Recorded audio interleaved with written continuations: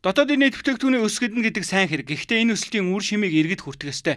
Гэтэл өнөөдөр иргэд дотоодын нийт бүтээгдэхүүн 4,000 болж байна уу? Эсвэл 7,000 $10 босно уу гэдгийг амьдрал дээр мэдрэхгүй байна.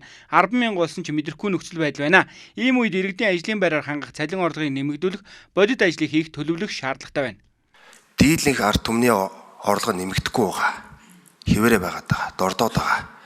Тэгэхээр хүртээмжтэй өсөлт бий болгоход ямар бодлогын арга хэмжээ авах вэ гэж асууя. Ялангуяа энэ юугаар илэрхийлж байна гэхээр Gini коэффициент гэж байдаг. Энэ нь бол өсөлтийн хүртээмжийг тодорхойлдог. Энэ нь бол Монгол улсад 0.39 байгаад байгаа 2024 оны тоогоор. Тэгэхээр энийг нэмэгдүүлж өсөлтөд хүртээмжтэй болгож яаж ард иргэдийн үрхийн орлогыг нэмэгдүүлэх вэ? Дан статистикийн 6% өсөлт биш. Харин хүртээмжтэй өсөлт бий болох вэ гэж эдийн засгийн хөгжлийн яамаас асууя. Өсөлтийн хүртээмж бол ажил эрхлэлт хамгийн гол нь ажил эрхлэлтээр дамжиж нийт иргэдэд очих ёстой. Мэдээж том агуулгаар бол уул уурхайн салбарын орлогын татварын орлого бүрдүүлэлт нь бол эдийн засаг нийгмийн бодлогын хэрэгжилтээр дамжиж олон нийт хүрэх ёстой.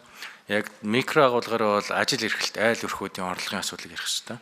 Энэ дээр биднес ажил хөдөлмөрийн бүтээмжийг нэмэгдүүлэх зорилтуудыг бол тавьсан байгаа. 61-ээс 65% хүргэе гэсэн зорилт тавьсан байгаа. За үүн дээр бол одоо биднээсийн засгийн газраас авч хэрэгжүүлж байгаа төслүүдийн хүрээнд хэрэгжүүлэх арга хэмжээ, хөдөө аж ахуйн салбарын бодлогын үр нөлөөнд гарах ажлын байрууд чухал хуваар оролцоотой байх ёстой. Бүсчилсэн хөгжлийн хүрээнд авч хэрэгжүүлж байгаа орон нутагт ажлын байр бий болгох, аж ахуйн нэгжүүд бий болгох арга хэмжээс нөлөө үзүүлэх ёстой. Ажлын байрыг нэмэгдүүлэхэд бол 2026 оны хөгжлийн ерөнхий төлөвлөгөөнд тодорхой тусгаж өгөх ёстой. Мөн нөгөө талд нь иргэдийн бодит орлогыг нэмэгдүүлэх бодлогын шийдвэрээ тусгах нь зөв. Үүний гол гогцоо нь гадаадын хөрөнгө оруулалтыг татах. Гэтэл гадаадын хөрөнгө оруулалтыг татах бодлого 2026 оны хөгжлийн ерөнхий төлөвлөгөөнд бүрэн тусгаагүй Бачгуур гишүүн анхаарууллаа. За гадаадын хөрөнгө оруулалтын талаар яаж нэмэгдүүлэх вэ?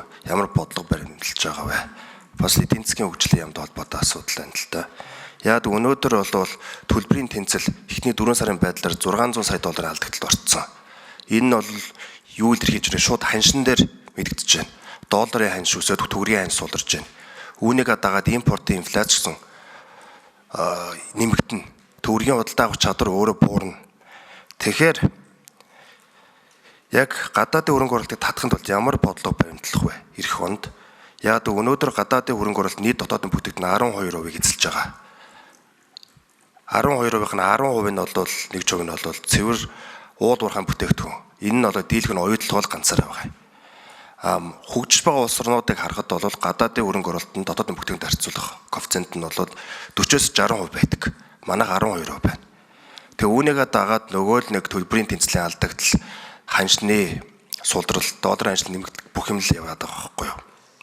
За дээр нь нэмээд гадаадын шууд хөрөнгө оруулалттай холбоотой бас тантай бас санал нэг байгаа. Яг одоогийн нөхцөлөд гадаад валютын албан нөөцийг нэмэгдүүлэх, цаашдаа бол төлбөрийн тэнцэлтээр ирж байгаа дарамтыг бууруулахад гадаадын шууд хөрөнгө оруулалт нэмэгдүүлэх нь хамгийн чухал арга хэмжээ. Экспортын орлогын зэрэгцээ. Тэгэхээр энэ дээр бол биднээс хөрөнгө оруулалтын тухай хуулийг шинжлэх ажлын хэсэг байгуулад ажиллаж байгаа.